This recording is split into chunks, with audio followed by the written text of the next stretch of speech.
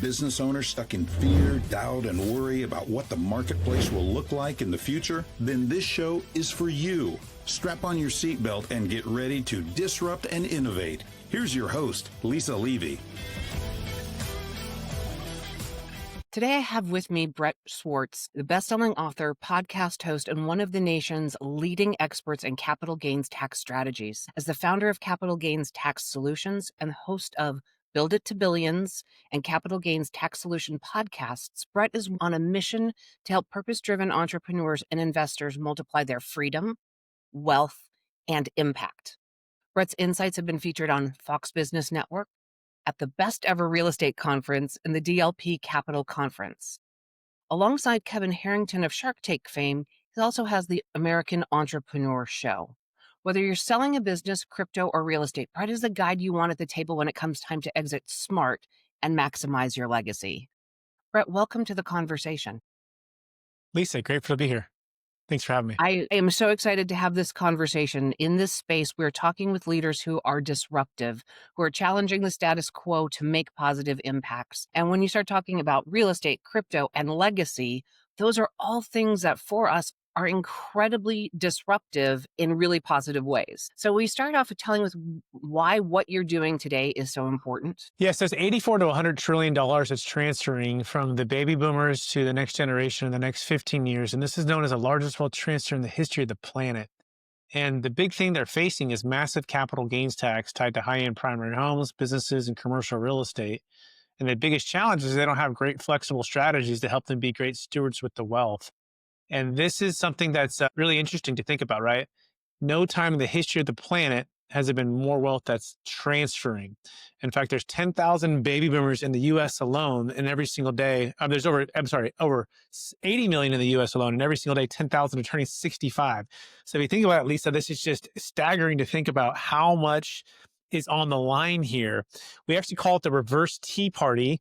We believe that about 50 plus years ago or so, we fought for, as Americans, the right to be able to have, more rights, more representation, based upon the tax that we pay. Well, fast forward, that wealth has now accumulated massively. And the question is, in the next 15 years, when it transfers, will it be in the hands of the government or be the hands of the people? And we believe that what determines the freedom of the future of America has to do with being in the hands of the people, because we think they're going to be better stewards with the wealth, no matter what side of the aisle you vote for. And so we're on a mission to empower families, high capacity families, entrepreneurs to make great decisions when they exit massive, businesses, Bitcoin, real estate, defer the tax, and that ultimately unlocks more freedom for them, more impact for communities, and that's what we love to do every single day. And as we're talking about this and some of the strategies, right, real estate, those of us who've grown up, right, land has value and that value continuously increases, but you're throwing in crypto into the mix and other elements and tying it to the idea of legacy. So when you're working with your clients, what does legacy actually mean to them? Yeah, I think the first question is you have to ask a great question. Great questions help to kind of determine that. And the question we like to ask to help everyone who's listening to this today is, what matters to you the most? A lot of things matter, Lisa, to all of us, but what matters to us the most? I like to start with the story. I had a client, Warren and Catherine, they're selling a property in Sacramento, California. Now, they had kids a little bit later in life. They had 2 twin daughters, okay? And, but Warren has spent a lot of time at this property. It keeps pulling him back. It's actually good tenants, good property, worth a couple $1 million. They've achieved the American dream. They did the 1031 exchange and they're feeling pretty good. They got about $120,000 of cash flow coming from it. But the challenge was he found himself trading what's profitable for what's priceless. And what was the most priceless thing at this stage of life? Well, it was their twin daughters. They're 10 years old and they're going to be 18 here in the next number of years.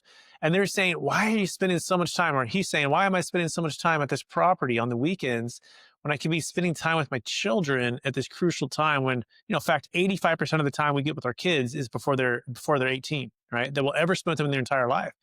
And so it was really clear for them what was the most valuable thing for his legacy.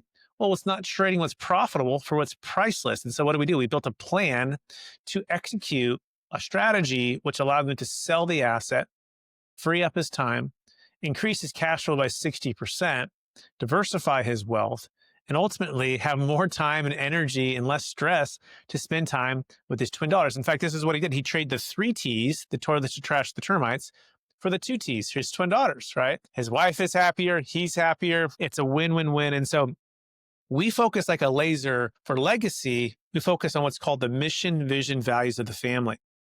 And this is where I think a lot of us miss this concept. And I'm guilty of this. In fact, I didn't have a clear mission, vision, values, at least written down with my family, with my wife, with my children, going through these on a regular basis, a good cadence, and setting a vision for the family. We do this with our businesses. We even do it with our finances. We might do it with our health. Right? We might do it individually, but are we doing it as a family, right? So to us, legacy is not just what you pass to someone, it's what you pass in someone, right? And how do you best do that for families that are ultra successful or business entrepreneurs or real estate owners, or even someone owns, Bitcoin or crypto? Well, you exit and you buy back your time, like Dan Martell would say, right? Well, how do you do that? Well, you get passive income coming in.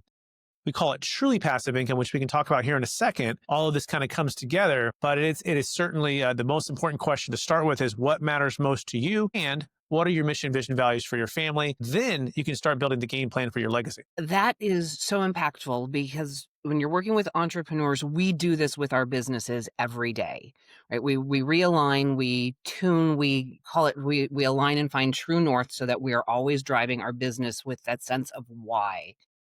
And why haven't we done this with our families for what that future is? It's a simple thought, Brett, but as you were describing, I went, oh my God, nobody does this. And that is the foundation for that game plan for legacy. And it's absolutely so simple and so brilliant. I love elegance and simplicity. Do what we do for our businesses, do it for our family. And the two actually come together that leads to that sense of achieving freedom. Absolutely fantastic. Will you talk to us as a business owner yourself from the perspective of building and growing your business, a bold decision that you made that changed your path? Yeah, I think it has to do with be willing to do what it would take to, it was a privilege to pay the price for our dreams is what I would say. And the bold decision was to be able to work the side hustles, nights and weekends at Cheesecake Factory when I had 2 degrees and a minor and I'd been studying and practicing multifamily brokerage at the top investment real estate firm in the country. And the market crashed in 2008. We saw friends, family, and clients lose half or all their wealth. And we were, my wife and I barely married, baby on the way.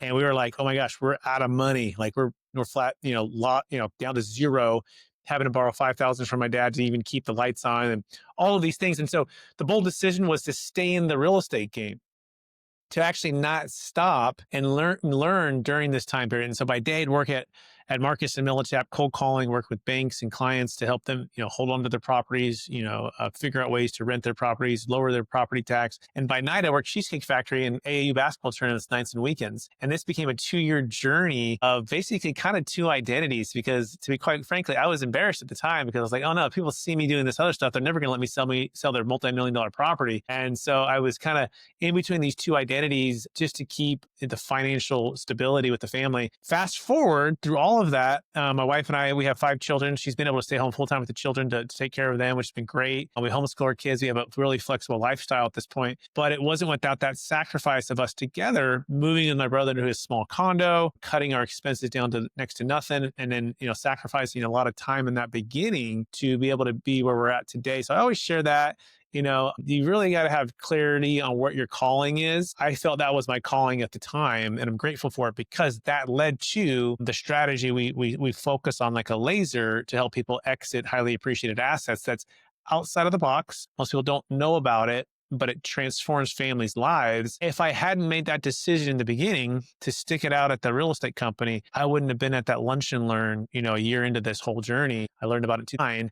And that was the seed of our company where we're national now. We help Bitcoin owners, business owners, real estate owners, massive capital gains tax exit without using a 1031 exchange, have total flexibility with their wealth. And so that was the bold decision. I said it changed everything. And I really appreciate you telling the story, right? Because those moments in our personal journeys that transform who we become in business are often uncomfortable. They are in the moment, right? In that moment, it was embarrassing. It was hard. For people who are on an entrepreneurial journey early on, don't always appreciate that the success that you're experiencing now in 2025 is not where you started in 2008. And there's intestinal fortitude required to stay the course and build to success. So thank you so much for sharing that with us. Because I bounce around, earlier you were talking about the reality of taking an asset that is something that you're investing your time and effort into creating the money that comes out of it and transferring that asset and creating passive income. And you specifically said truly passive income. I wanted to dig into that a little bit because you were very specific. Yeah, this is kind of the thought leadership we've been working on for a while now, and it's literally the 10,000 hours of what I started at Marcus and Millichap, read the Rich Dad Poor Dad book like we probably all have, and just studied and studied and studied. And this allure of this passive income, right? And you go, okay, but is it really passive? And you go, no, it's not. For 98% of the entrepreneurs and real estate owners that we work with before they work with us, it's a lot. And in fact, the worst part about it, it's become more active and more troubling, especially for these, California, New York, New Jersey, these states that are very difficult to do business in, right? And so you go, it's not passive. It's actually a total headache, for a lot of this. And by the way, not to say like, if you're a business owner and you're doing your thing, like, and that's your calling, like, of course, leadership and building a business is always going to be a burden and a blessing, right? And if it's not both, you're probably not doing it right. So I'm not referring to like stopping your calling to do the thing, but I am talking to some of you out there who have the millions, who have, a ton of wealth, but a lot of the cash flow is either light or it's so active that it's replacing, again, what's profitable for what's priceless. So we've got to focus like a laser on truly passive income. So what is truly passive income? It's really simple. No shoes, no shirt, no problem. It's Kenny Chesney sitting on the beach, playing the guitar.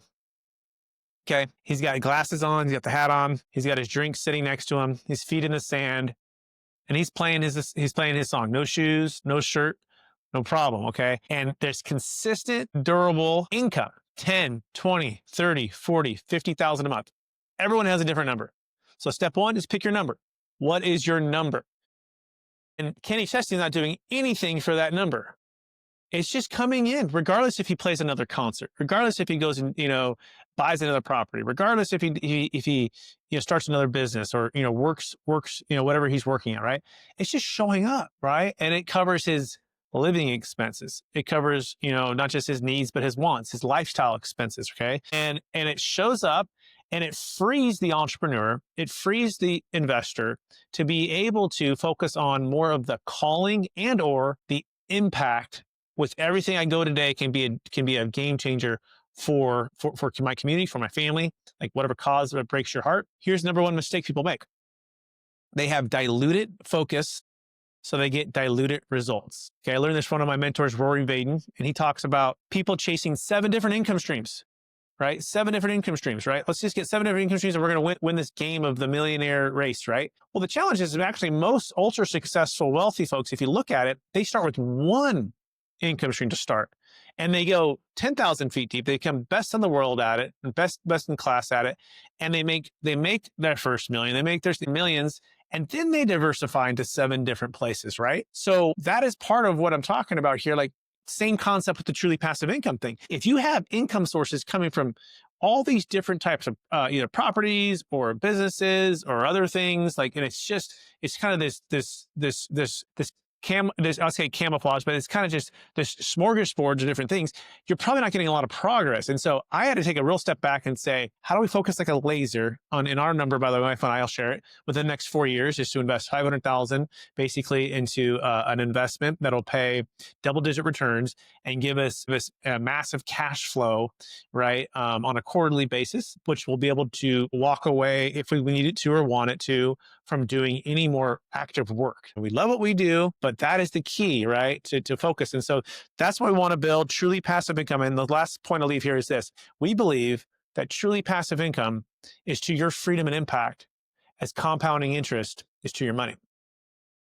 And once you believe that, to your core, you will chase and focus like a laser to get that number and get that income coming in. And we call it the big domino. Once that knocks over, most of other things for financially become irrelevant, right? Or it solves itself, right? But I think too many folks get diluted focus because they have diluted results. Or they get diluted results because they have diluted focus. Absolutely. I love the equation and translating a very real situation into math. We do that with our business practice as well, and it's like people get it. Brett, you are influencing and helping people who are building their legacy and taking that. You have clients who are having real impacts, but you're also right, you've built a business. What is one of the obstacles that you had to overcome in your business to be able to scale to where you want to be so that you can have the impact that you're looking for your. Yeah, a couple things, but the first one that comes to mind is being willing to get on camera like we're doing now, right? Start a YouTube channel, start a podcast. And, the first time I got in my office to record a video, like it was painful. It was, I felt, embarrassed. I felt all the things, right, that you would feel like. And I said, you know what helped me? One of my virtual mentors, Russell Brunson, said, it's not about you. It's about who you're going to make an impact for.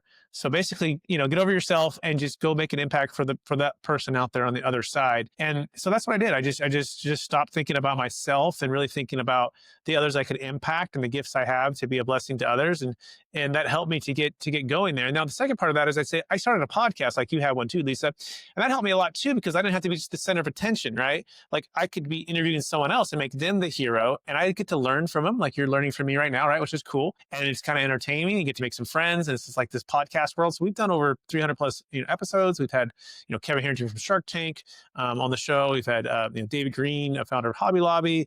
We've had amazing entrepreneurs all over the country, and real estate folks and Bitcoin folks. And it's just been such a joy to be able to do that. So I would say create the content in a way in which it can be educational, it can be impactful.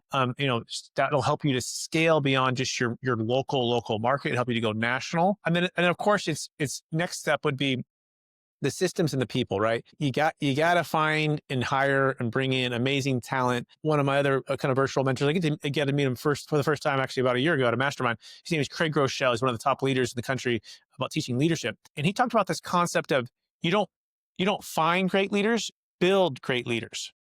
Now, that concept helped me a lot because in the beginning I was like, I'm just looking and I'm like, you know what? Actually, I'm the problem. Like the first number of hires, they weren't working out. I'm like, guys, working out. Like, I got to find these great leaders. It's like, no, you got to go build it. You got to be the leader that gets out in front and pulls the rope, right? You're not going to push the rope. And that helped me to become a better leader and build the leaders. And then when you focus on like that, like a laser, it helps to, everything else gets a lot easier because everything rises and falls on leadership. And so finding a great, amazing people, building them as leaders, right? And they need to be humble, hungry, and smart. Patrick Leccioni talks about this in his ideal team player, right? So make sure they're hungry, humble, and smart, emotionally intelligent. When he says smart there mainly. And then you've got to be able to spend the time to build with them. And then you build the systems that support them. That helps a ton. So those are just a couple concepts I would say that make a huge difference. If you can get a recurring revenue model, Russell Brunson also says, because it says it pretty brutally, he's like, if you don't have a recurring model of revenue, he says it so bluntly, he says, you don't have a business. He makes it really strong, right? He takes it, I think, a little bit to the extreme there, but I can agree with a lot of what he's saying, right? Because it's difficult in today's marketplace to make it if it's not a recurring, model, right? And so that's part of why I walked away a lot from the real estate transactional brokerage model, especially with 5 kids, is these years that were massive, and you have other years that were next to zero or very low, and it's just really inconsistent. And so I said, if I can close and provide such a service that clients will continue to pay every single year, then it's a win-win, and the business can grow in a stable, healthy way.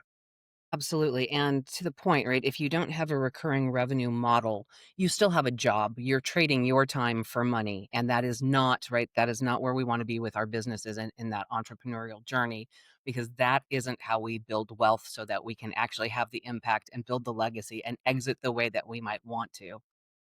Brett, and in that, I thank you for sharing your perspective on how to grow and scale the business.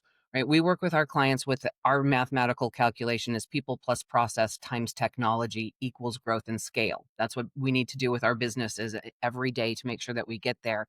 And it always starts with good people. And as a founder on your journey, you learned that hiring, right? That first piece, if you screw that up, the rest falls apart very quickly. So it's a very real lesson that we've all learned somewhere along the line. And thank you for sharing that. If you've piqued the interest and curiosity from members of the audience, how do they learn more? Where do they go? Yeah. So if you're looking to sell Bitcoin business, real estate, and it has at least $1 million gain, $1 million net proceeds, so these are larger transactions, I want you to go to capitalgainstaxsolutions.com to schedule a no-cost consultation with myself and one of my team members to build a capital gains tax exit plan. We actually wrote a book called Building a Capital Gains Tax Exit Plan. You can also find that on the website. Kevin here from Shark Tank's in the book, pretty cool, and Tony Robbins CPA's in the book. And this is basically the journey and the playbook for exiting any asset of any kind. Massive gains, big tax. You want to make sure you pick up the book. And then if you want to just connect with me on social media, there's other places. Just brettswarts.com has all of my, LinkedIn, Facebook, Instagram stuff, and the places I'll be speaking at, doing different things there. And the last thing is we have the best 1031 exit plan. If you're doing a 1031 exchange, make sure you're working with us because we have what's called the best 1031 exit plan, which gives you what? Multiple options. You can use our strategy to save a failed 1031, or you can do a regular 1031. You never want to get caught working with strategies that don't give you both options. You always want to keep your options open. Brett, thank you for that. All of links to all of the things will be in the show notes so people can find everything. In this conversation today, you've taken us on the journey of understanding what the cliff, the impact is with $80 trillion of wealth transferring, with 10,000 people turning 65 every month in the US. And with that, they have control of the largest amount of wealth ever imagined, right? This was the idea of the reverse Tea Party and making decisions as we're transferring that wealth. Is that money going to land in the hands of the people or the government? And obviously in this country, we want that money to land in the hands of the people who will always be the best stewards and going forward. When you talked through how to start making those decisions, right? What matters the most to you? What is the mission, vision, and values for your family? And from that, the game plan from legacy becomes clear. Brett, thank you for the insights, sharing parts of your journey with us.